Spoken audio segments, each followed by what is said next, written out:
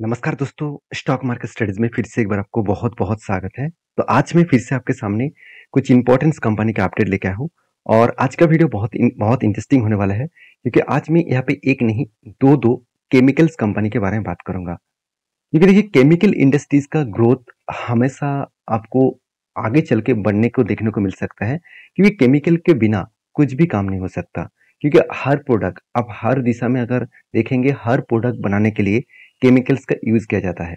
तो केमिकल्स की डिमांड जो है वो लगातार बढ़ते जा रहा है और अभी फिलहाल के लिए कुछ टाइम से मतलब लास्ट 2023 जब स्टार्ट हुआ तो इस टाइम से देखा जाए तो केमिकल का जो डिमांड है बेसिकली देखा जाए तो स्पेशलिटी जो केमिकल्स है इसका जो डिमांड है वो घट चुके हैं। इसके पीछे एक रीजन भी है, वो रीजन मैं आपको कवर करूंगा। चलो मैं सबसे पहले वो रीजन आपको दिखाई देता हूँ। देखिए चाइना के एक वेबसाइट ने एक आर्टिकल प्रेजेंट किया। यहाँ पे बताया गया कि China and Europe try to deal down trade tension. मतलब कि चाइना और यूरोप के ऊपर जो ट्राई करें डील का जो है वो डाउन ट्रेड टेंशन मतलब क्या है मैं आपको बता दूं। चाइना और जो यूरोप कंट्री है वो क्या कर रहे हैं, दोनों एक साथ कोलाबोरेट कर रहे हैं कि मैं जो प्रोडक्ट है केमिकल्स प्रोडक्ट है वो मैं आपके साथ बेचूंगा और आपको डिस्काउंट में बेचूंगा। तो यूरोप कंट्री तो यही चाह रहा है कि मैं मुझे अगर डिस्काउंट में मिले, हर कोई कंट्री यही चाहेंगे कि अगर मुझे प्रोडक्ट डिस्काउंट में मिले तो उसी के साथ डील करूंगा। तो चाइना इस डिस्काउंट प्राइस को इसीलिए दे पा रहा है क्योंकि चाइना का जो प्रोडक्शन है वो बहुत ज़्यादा हो गया था कोविड के टाइम में और उसी प्रोडक्शन को वो मतलब उसका जो इन्वेंटरी है उसको क्लियर करने के लिए वो डिस्काउंट प्राइस में ऑल ओवर वर्ल्ड में प्रोडक्ट को बेच रहा है और ज़्यादा से ज़्यादा प्रोडक्ट कहाँ पे बेच रहा है, यूरोप कंट्रीज में। तो इसी के चलते है सबसे ज्यादा प्रेशराइज किसके ऊपर देखने को मिला, सबसे ज्यादा प्रेशराइज आपको इंडियन मार्केट में देखने को मिला। और इंडियन कौन सा कंपनी के ऊपर, स्पेशलिटी केमिकल्स के ऊपर। तो मैं इसीलिए कह रहा हूँ कि आज मैं जो दो कंपनी के बारे में बात करूंगा ये दोनों कंपनी के ऊपर अभी से फोकस रखिए। कंपनी बहुत छोटा है क्योंकि कंपनी की जो हालत है उसके हिसाब से देखा जाए तो कंपनी स्मॉल कैप है और स्मॉल कैप मतलब आप सोचिए बहुत रिक्सी कंपनी भी है और बहुत हाई रिटर्न देने के कैपेबिलिटी भी रखते हैं। तो दोनों तरीके से आपको सोचना चाहिए। देखिए अगर आप मतलब रिस्क लेना चाहते हैं और अच्छा खासा प्रॉफिट बनाना चाहते हैं तो आपके लिए रिक्सी कंपनी जरूर ढूंढना होगा। अगर रिक्सी कंपनी के ऊपर आप निवेश नहीं करेंगे तो आप कभी भी एज ए मल्टीपैकर रिटर्न नहीं कमा पाएंगे। आप सोच रहे हैं कि मैं बड़े से कंपनी के ऊपर पैसा लगा दूं जहां पे मुझे मल्टीपैकर रिटर्न मिल सकते हैं। देखिए वहां पे आपको एवरेज रिटर्न मिलेगा, कभी भी आपको मल्टीपैकर रिटर्न नहीं मिलेगा। मान के चलिए आप अगर सोच रहे हैं कि मैं एक एग्जांपल दे रहा हूँ कि रिलायंस के ऊपर मैंने निवेश किया और यहाँ पे मुझे 100 टाइम्स रिटर्न मिलेगा, ऐसे होगा नहीं क्योंकि ऑलमोस्ट वो एक 16 लाख करोड़ का कंपनी बन चुके हैं। तो इतने बड़े कंपनी को 100 गुना रिटर्न देने के लिए कितना बड़ा होना पड़ेगा आप सोचिए। तो इसको मतलब डबल भी करने के लिए 16 से मतलब देखा जाए तो 30 करोड़ के आसपास बनना पड़ेगा, 30 लाख करोड़ बनना पड़ेगा। तो इसी टाइम में आपको वही कंपनी चूज करना चाहिए जो कंपनी एक स्मॉल कैप टाइप कंपनी है। तो इसी से जुड़े हुए मैं दो कंपनीज के बारे में आज डिस्कशन करूंगा। दोनों ही कंपनीज एजुकेशन पर्पस में आपके साथ डिस्कशन करूंगा क्योंकि बहुत सारे दोस्तों ने मुझे कमेंट्स भी किए थे कि कुछ इस तरीके से वीडियोस लेके आए जो केमिकल सेक्टर में आज बहुत छोटा कंपनी है, फ्यूचर में बड़ा होने का दम रखते हैं। तो चलो वीडियो को आगे बढ़ने से पहले मैं रिक्वेस्ट करूंगा अभी तक चैनल को सब्सक्राइब नहीं किया तो जरूर कर लीजिएगा और कंटिन्यूसली इस तरीके से वीडियो पाने के लिए चैनल के साथ बने रहिएगा और लाइक भी करिएगा वीडियो को। तो फर्स्ट जो कंपनी है जिसका नाम है उसका नाम है यासो इंडस्ट्रीज। देखिए इस कंपनी के कुछ खासियत पॉइंट आपको दिखाऊंगा और कुछ वीकनेस पॉइंट भी आपके साथ शेयर करूंगा जो पॉइंट्स आपको जरूर मेजर करना होगा। देखिए सबसे पहली बात, कंपनी कहाँ कहाँ पे प्रोडक्ट बेच रहा है, यूरोप कंट्री में, साथ ही साथ देखा जाए तो अमेरिका और मिडिल ईस्ट कंट्रीज में और एशिया में। सबसे पहली बात कंपनी के प्रोडक्ट के बारे में बात करूं तो कंपनी का प्रोडक्ट देख लीजिए। एरोमा केमिकल्स, फूड जो मतलब केमिकल्स होते हैं फूड्स के ऊपर यूज किया जाता है, वो भी राबार केमिकल्स के ऊपर, लुब्रिकेंट ऑयल के ऊपर भी केमिकल्स बनाते हैं और स्पेशलिटी केमिकल्स भी बनाते हैं। इसका मतलब जो जो केमिकल्स का डिमांड फ्यूचर में और अभी ज्यादा देखने को मिला, फ्यूचर में और भी ज्यादा बनने वाला है, उसी कैटेगरीज के प्रोडक्ट कंपनी बना रहा है। तो कंपनी के देखिए इंडस्ट्रियल जो केमिकल है उसके बारे में बात करो तो इंडस्ट्रियल केमिकल का प्रोडक्ट कंपनी सबसे ज्यादा बेचते हैं और कंपनी का कमर्शियल जो केमिकल्स है उसके 20% कंपनी बेच रहा है और ऑल ओवर ग्लोबली मार्केट में इंडिया में सबसे ज्यादा वो प्रोडक्ट को बेचते हैं करीबन 34%, यूरोप कंट्री में 31% और सॉरी यूएसए में 31%, यूरोप में 23% और ऑल ओवर ग्लोबल मार्केट में 12%। तो मेजोरिटी जो कंपनी का बिजनेस है वो इंडिया में है। और रही बात कंपनी के बिजनेस के बारे में बात करूँ तो कंपनी के देखिए 5 अलग अलग बिजनेस कैटेगरीज है। कंपनी के 148 के आसपास टोटल इसका प्रोडक्ट भी है, all over develop in houses, और 50 से भी ज़्यादा कंट्रीज को कंपनी प्रोडक्ट को बेच रहा है, और 2000 से भी ज़्यादा इसका कस्टमर है, और 12,500 से भी ज़्यादा इसका मैन्युफैक्चरिंग कैपेसिटी भी है, और उसके साथ साथ 2 R&D सेंटर भी है, और 580 से भी ज़्यादा इसका एम्प्लॉय है। आप कहेंगे सर 580 एम्प्लॉइज, इसको लेकर क्या होगा? देखिए मैं एक चीज़ आपको बता दूं, कंपनी का मार्केट कैप देख लीजिए, 2000 करोड़ का मार्केट कैप है। 2000 करोड़ का मार्केट कैप कंपनी 580 एम्प्लॉय लेकर काम कर रहे हैं, मेरे हिसाब से तो ज़्यादा ही हो गया। तो सबसे इंटरेस्टिंग पॉइंट आप देखिए, कंपनी कहाँ कहाँ पे खुद का प्रोडक्ट को बेच रहे हैं, मतलब कौन सा प्रोडक्ट के इसका केमिकल यूज किया जाता है। कॉस्मेटिक्स के ऊपर, साथ ही साथ फीड मतलब एडिटिव्स के ऊपर, साथ ही साथ आप देखेंगे तो जितने सारे फ्रेग्रेंस है, मतलब जितने सारे फ्रेग्रेंस वगैरह बनते हैं, उसका भी केमिकल्स इसी कंपनी का प्रोडक्ट से बनते हैं। फूड जो है वो भी है, लुब्रिकेंट ऑन गियर ऑयल्स जो है, साथ ही साथ इंक एंड कोटिंग जो है, जो कलर वगैरह हो गया, इंडस्ट्रियल जो केमिकल्स है वो भी इस कंपनी का प्रोडक्ट से बना है। फ्यूल एंड बायोडीजल इसी कंपनी का प्रोडक्ट को लग रहा है। साथ ही टायर बनाने में, रबर बनाने में, वाटर ट्रांसपेरेंट करने के लिए, फार्मास्यूटिकल इंडस्ट्रीज में न्यूट्रिशन के ऊपर, प्लास्टिक वगैरह इस तरीके से रैपर्स वगैरह बनाने के लिए। तो सोचिए किसी भी कैटेगरीज को नहीं छोड़ा कंपनी ने। तो इस बेसिस में मैं जरूर कहूंगा कंपनी में हाई ग्रोथ ऑफ पोटेंशियल है, क्योंकि इस तरीके से कंपनी आगे चल के एक बड़ा धमाका कर सकते हैं। और कंपनी की सबसे खासियत यही है कि कंपनी 6 कॉन्टिनेंट्स के ऊपर काम कर रहा है, 50 कंट्रीज को प्रोडक्ट बेच रहे हैं। 2 अलग अलग ऑफिसेस है, एक है इंडिया में और दूसरा है यूरोप में। और दोनों जो ऑफिसेस है उसके अलावा कंपनी सबसे ज्यादा बड़ी बात है, यूएस मार्केट को बहुत बड़ा टारगेट करके रखे है। यूरोप, चाइना को भी कंपनी प्रोडक्ट बेच रहे हैं। साथ ही साथ देखा जाए तो ऑस्ट्रेलिया में पूरा का पूरा कंट्रीज को छा चुके हैं। यूरोप कंट्रीज में माल बेच रहे हैं, मिडिल ईस्ट कंट्री में भी छोटा मोटा माल बेचा जा रहा है, उतना ज्यादा नहीं है। और बाकी बाकी जो है वो देखा जाए तो अफ्रीकन कंट्रीज में और नॉर्थ अमेरिका में। और कंपनी की जो खासियत है मैं आपको बता दूं, कंपनी ऑल ओवर इंडिया में ऑस्ट्रेलिया, इंडिया, बांग्लादेश, बंगाल, साथ ही साथ बेल्जियम, चाइना, देखा जाए तो ईरान, इराक, इजिप्ट, इस तरीके से देखिए बहुत सारे लंबा आपको लिस्ट देखने को मिल जाएगा। अभी सबसे इंटरेस्टिंग पॉइंट है, आप देखेंगे तो कंपनी का कस्टमर बेसिस देखिए, Dabur, Indian oil, MRF, Adani Wilmer, साथ ही साथ Colgate, Palmolive, CEAT tyre, HP, तो बड़े से बड़े दिग्गज कस्टमर इसके पास है। और कंपनी का जो नया नया जो प्लांट बनने जा रहा है उसका भी पिक्चर आपको यहाँ पे दिया गया है, आप देख सकते हैं। कंपनी अलग अलग जगह पे फैक्ट्रीज भी बना रहा है, अलग अलग प्लांट भी यहाँ पे बना रहा है। कंपनी के बहुत सारे सर्टिफिकेशन भी है, क्योंकि केमिकल इंडस्ट्रीज के ऊपर काम करने के लिए बहुत ज्यादा सर्टिफिकेशन की भी जरूरत पड़ते हैं। अभी कंपनी के फाइनेंशियल डिटेल्स के बारे में बात करूं तो कंपनी का मार्केट कैप देखिए 2000 करोड़ के आसपास है। पी रेशियो तो ठीक है, कंपनी का ROE ROE ROE and ROC दोनों ही बेस्ट है। एनुअल इनकम भी अच्छा खासा देखने को मिला।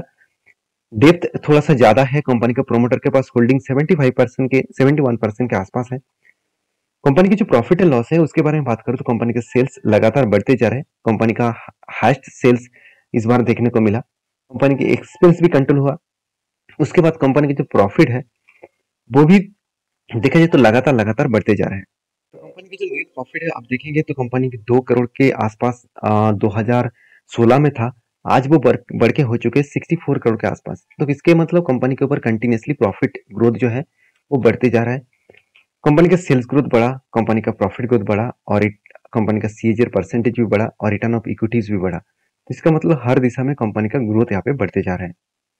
अभी कंपनी के बैलेंस शीट के बारे में बात करूं तो देखिए कंपनी के जो बोरिंग्स है वो लगातार बढ़ते चले गए, और कंपनी का रिजर्व भी बढ़ता चला गया। अभी बोरिंग्स क्यों बढ़ा उसके पीछे कारण तो जरूर देखना चाहिए।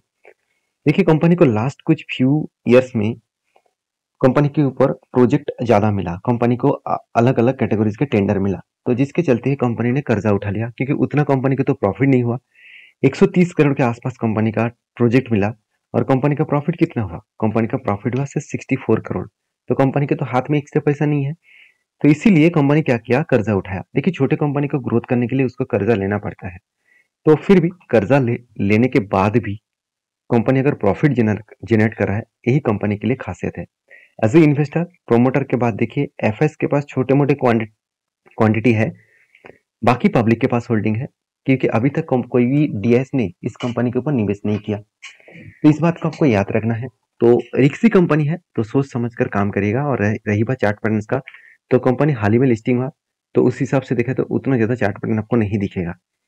तो मैं इस कंपनी के ऊपर बहुत बुलिश हूँ। आपके क्या राय है जरूर कमेंट्स करके बताना। तो नेक्स्ट जो कंपनी है जिसके बारे में बात करूँ उसका नाम है मनोरमा इंडस्ट्रीज लिमिटेड। देखिए मनोरमा इंडस्ट्रीज लिमिटेड ये भी एक केमिकल सेक्टर से बिलोंग करने वाला कंपनी है। और देखा जाए तो एक केमिकल के माफी चाहता हूँ, केमिकल्स नहीं, इस कंपनी एक एफएमसीजी सेक्टर से बिलोंग करते हैं। तो एफएमसीजी सेक्टर में इस कंपनी का जो रैंकिंग है बहुत नीचे देखने को मिलेगा। कंपनी की खासियत सबसे पहले मैं आपको दिखा दूं, कंपनी का खासियत क्या है। देखिए कंपनी जैसे चॉकलेट वगैरह, जैसे पर्सनल केयर क्रीम्स वगैरह, तो इस तरीके से प्रोडक्ट्स को बनाते हैं। देखिए कंपनी का जो प्रोडक्ट है आप देखेंगे कोको वाटर, तो कोको वाटर जो इक्विपमेंट्स है वो कंपनी बना रहा है। साथ ही साथ सेल वाटर, उसके साथ सेल जो जो स्ट्रेन है, मैंगो जो स्ट्रेन है उसके ऊपर भी काम कर रहा है कंपनी, मैंगो वाटर के ऊपर भी काम कर रहा है। सी जो स्ट्रेन है इसके ऊपर भी काम कर रहा है।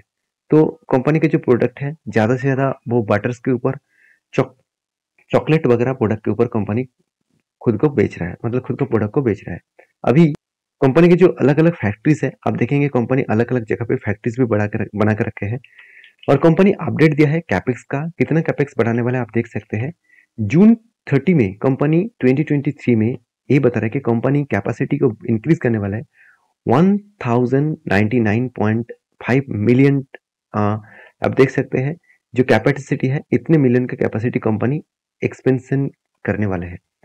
तो ये बात मेरे हिसाब से एक बड़ी बात है, क्योंकि कंपनी खुद को जो एक्सपेंड कर रहा है, खुद को जो बड़ा करने के लिए जो कैपेक्स को बढ़ा रहा है, यही सबसे बड़ी बात है।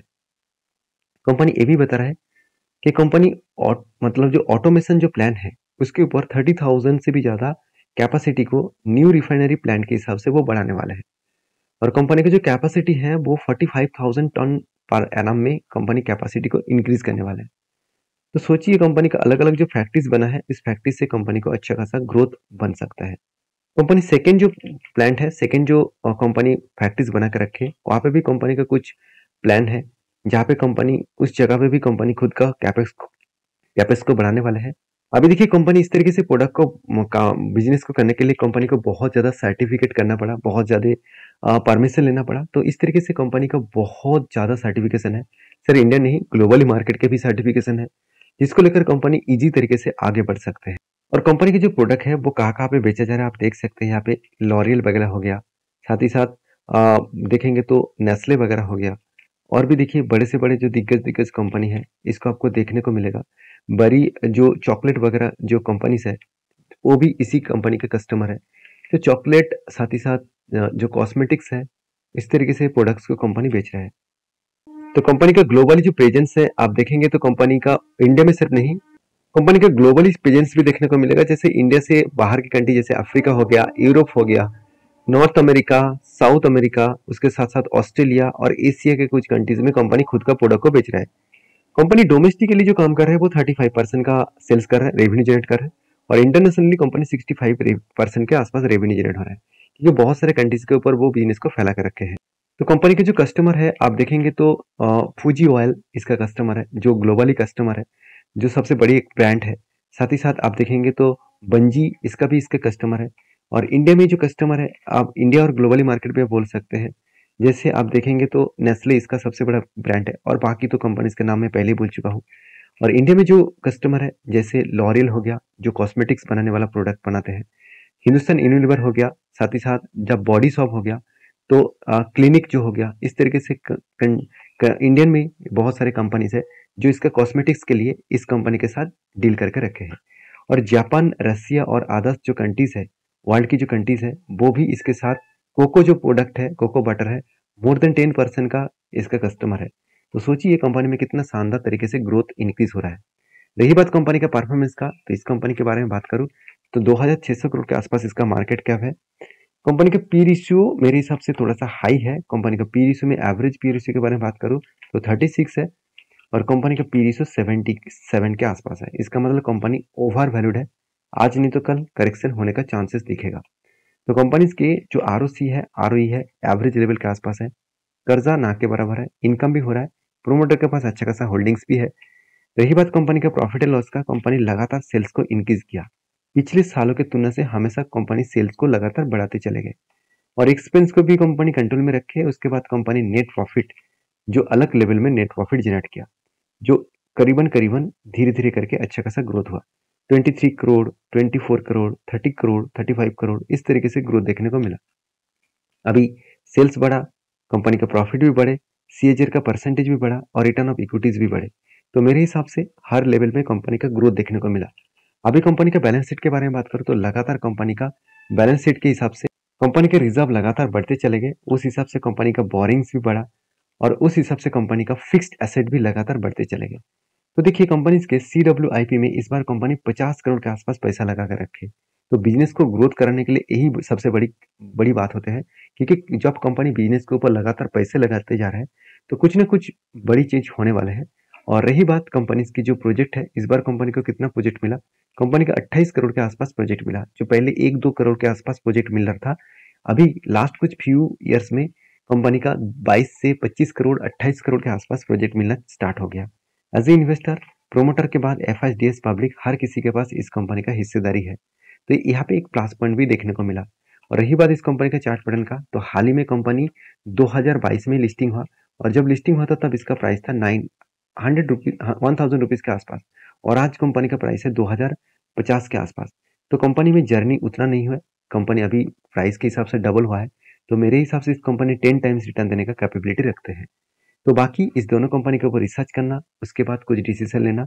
मेरे तरफ से कोई भी रिकमेंडेशन नहीं है। आपको किसी भी कंपनी के ऊपर काम करना है तो प्लीज रिसर्च करके आपके रिस्क के हिसाब से काम करना। मेरा काम था आपको सारी जानकारी डिस्कशन करना आपके साथ, और समझ कर सोच कर आप काम जरूर करिएगा। वीडियो अगर अच्छा लगे तो प्लीज लाइक करना, दोस्तों के साथ शेयर भी करना। मिलते हैं नेक्स्ट वीडियो में, तब तक के लिए अच्छे से रहिए, अपने ख्याल रखिए, धन्यवाद।